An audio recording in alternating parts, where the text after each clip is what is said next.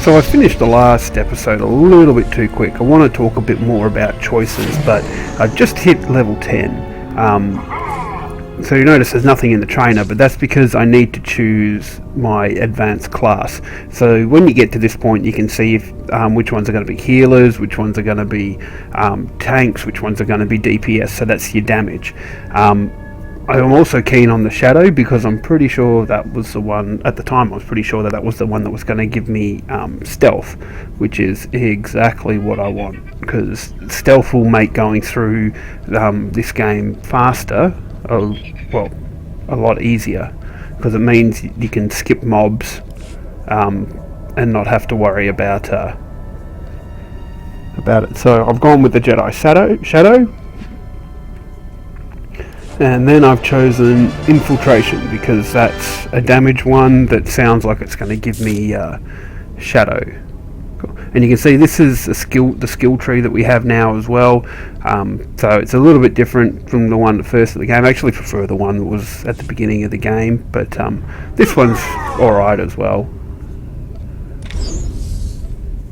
I have to learn a bit more about these abilities so I can get into a decent rotation.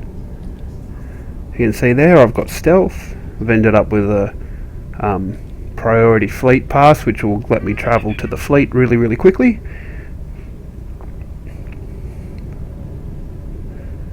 So yeah, I need to do a bit of reading about these different abilities, because the ones with the little spot down the bottom, like the two I'm looking at the moment, are active abilities. So when you click on them, they engage certain properties, and I'm not sure which one I want the most at the moment. You know, because the bounty hunter had it, so it would do certain things to the attacking. It could do certain things to the healing as well.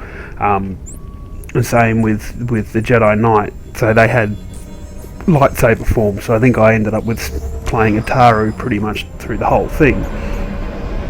But we just need to, I need to read up on it a bit more. And if you do want to do reading on any of this stuff, Dolphy has a lot of information on it, dolphy.net, D-U-L-F-Y. And also the forums are a great place where you can look at and find some nice guides and whatnot. And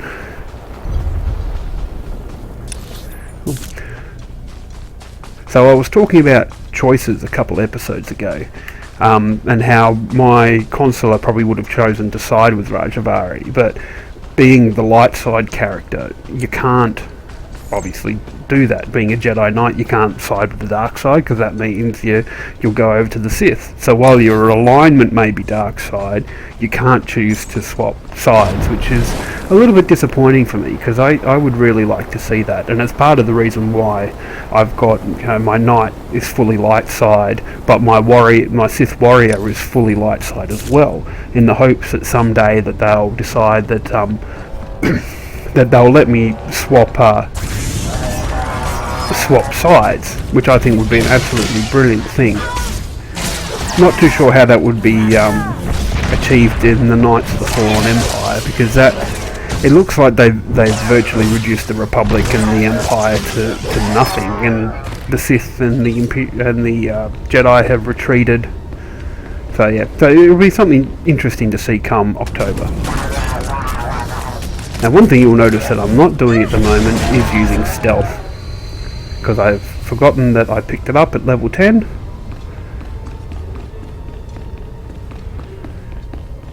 Which is a shame, because it wouldn't have had to fought those last two mobs.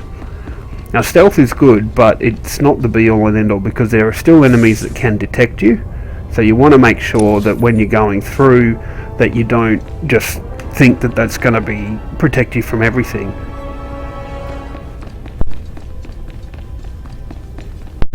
Because, yeah, like I said, there'll be characters that will detect you. There's some droids that'll detect you, and higher level enemies will detect you as well. So you just need to be aware of that. And further on down the track, you'll also get things like abilities that will boost your stealth for a certain amount of time. Like for 4 seconds. I think there's also one that boosts your speed for 2 seconds. It comes a couple of levels up the track. and that will let you get through that area a bit quicker. But still, when it comes to following the terrain and avoiding enemies, you can't just run right through the middle of the mobs.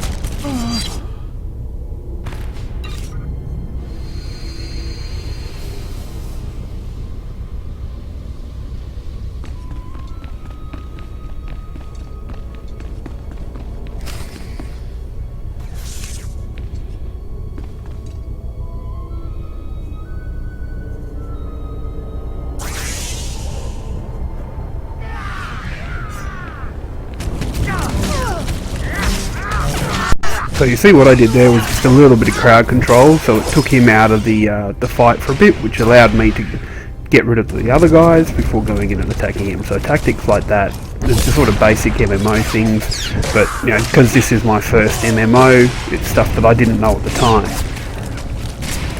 And like I said a couple episodes back, I stopped the big guy and then took out the smaller guys first. So if I died, I'd only have the big guy at the end to have to kill. So we're about to free Tython, and he'll actually join us then as our first companion.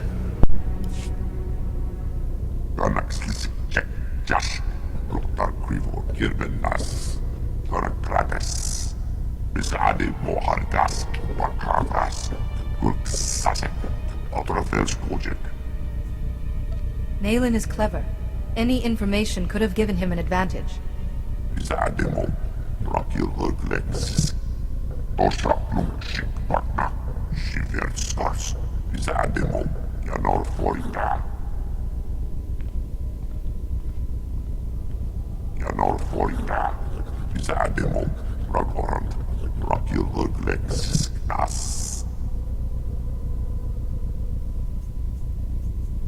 Indulge your religious angst later. We have bigger problems.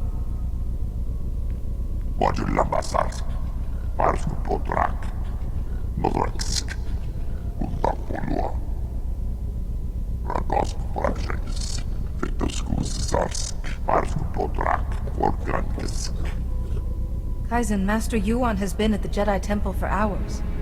Nayland must have used some force trick to make you think he was Yuan.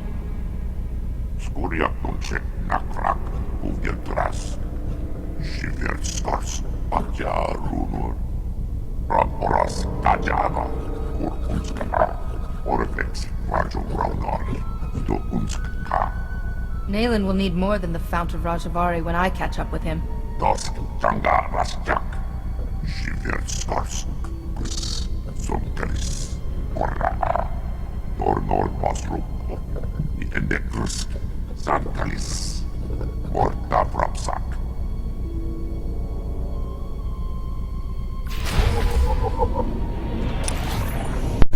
So yes, we've got our first companion now. So companions follow the similar sort of rules to what the main characters do, in that they'll be either a tank, so they'll draw the attacking enemies to them, which is what Tython is. They'll could be damage, which means that they're just going to dole out damage as best they can, and they'll follow those rules of attacking the smaller enemies first. And then you've also got healer. Now, to be honest, only one of my 7 characters is a healer and one is a tank. I just thought I'd play that just to see what it's like. But mainly I'm DPS because I'm a pretty basic player when it comes to MMOs. So eventually when I get one, I'll be using my healing companion to the exclusion of all others. Cool. Also, another thing you'll find is that companions you'll be able to send on missions. So eventually we'll get to a point where we can get missions, and this will allow you to do things like crafting, and also gather materials for crafting as well, so you can make better gear. Once again, not something I really do a lot of. I mainly do it to try and max out Companion's affection. So every now and then you'll see a little box pop up that'll have a picture of your companion and a number. Sometimes it'll be positive, sometimes it'll be negative, and that indicates your companion's affection for you, and it means that they will complete tasks quicker for you when you get it to a higher level. It also means that they give you a better bonus, as presence bonus.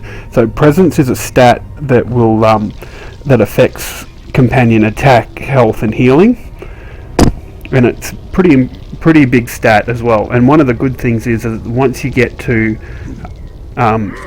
level, get your companion maxed out to 10,000 affection, and also complete all the conversation with it. So if you get your companion maxed out to 10,000 affection before you finish talking to them, you won't get this bonus to presence, but it continues on for all your characters.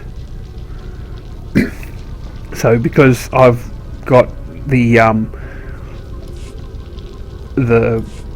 affection for all my companions on all my other 6 characters maxed out, it means that I've got a really big presence bonus, which at any point that I open my my character sheet, then you'll be able to see that it's like 500 and all the rest are down in the double digits. So it's a really good thing to get up. If you can get your presence up, and maxing out companion affection will help you later on with your companions on other characters.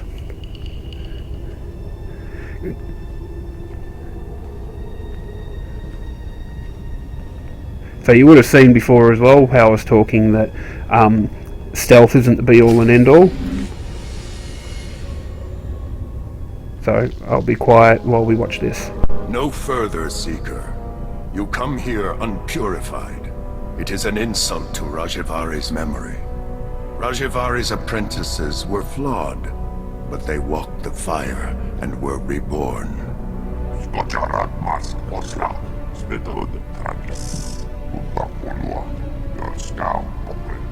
Only a personal sacrifice will show your strength and resolve, Seeker. Will you be purified by flame? I will stand in the fire and show you my strength. Powerful words, but self-sacrifice is the path of a fool.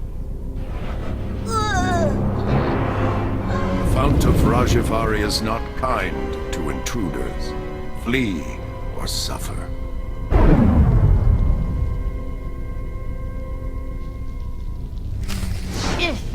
But yes, you would have noticed earlier that there was someone I tried to sneak by in stealth. Didn't work. I ended up being detected and had to fight him. Cool. And now we're going through the Rajivari's tests, which we learned about in the terminals from the companions. You made it after all.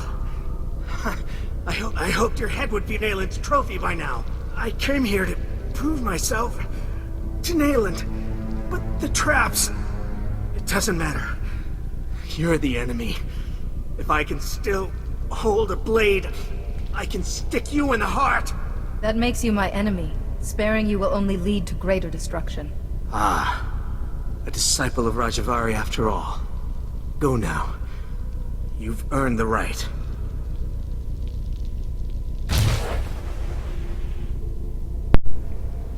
So, failed the first test, passed the second test, and now we go in and for a third test. So you just have to remember what those apprentices said, which I didn't for this one either. So I only passed one of the 3 tests.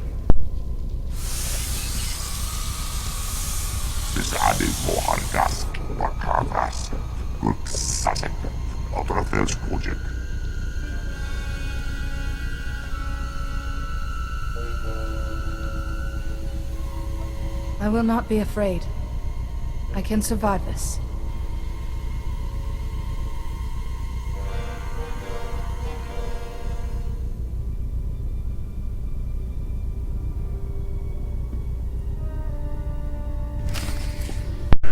So yeah, failed third one. It's okay.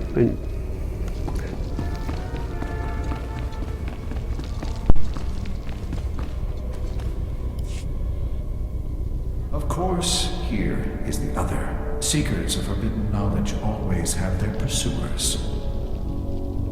If you came for Nayland Ralloc, he has been and gone. So much is fleeting.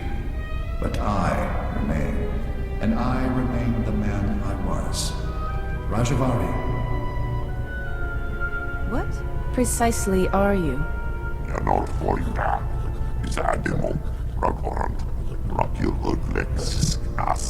Your pet is brighter than he looks. When my body failed me, I refused to become one with the Force. How could I? The Jedi were still imperfect. Here, in my laboratory, I had refined certain devices. I could give one chosen apprentice decades of experience in a day. An apprentice to become worthy to carry my vision. Your wisdom and knowledge were preserved through you and these devices you created. I have waited for new acolytes. I believed Nayland Ralloc was a suitable candidate. What disappointment. Nayland walked through the traps instead of solving them. He suffered greatly. You at least survived with your mind intact. Nayland, alas, did not. Nayland's condition makes no difference. I just need to find him. I miscalculated. Nayland's mind wasn't equal to the wisdom he demanded. I have made not a successor, but a monster. Nayland will not remake the Jedi.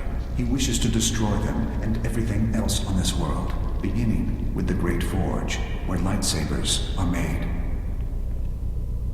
Without the Forge, the Jedi lose their martial power.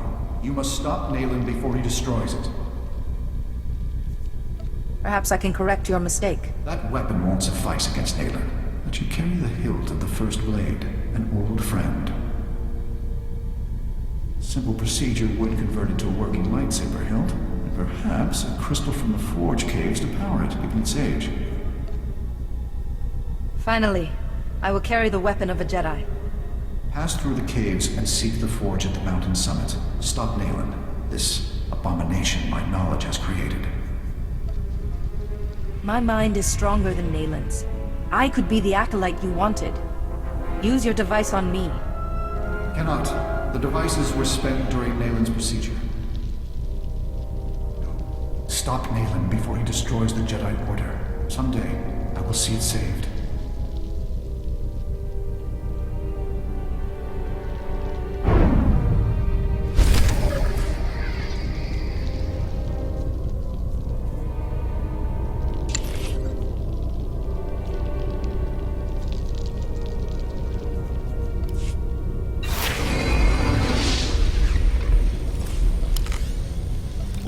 So what we're looking at here is you can have different looks for your companions. They also get gear as well. They'll have a primary stat, just as your character will have a primary stat. For me, it's willpower. For Kaizen, it's aim. So, and each character is different. So the Jedi Knight and the Sith Warrior with strength. And the Imperial Agent and Bounty Hunter, Smuggler and Trooper have their own primary stat as well. So we're almost done for this. With this skill tree, every now and then you'll gain a new ability, mainly passive, but then when you get to where that triangle is, you can choose your own. Cool.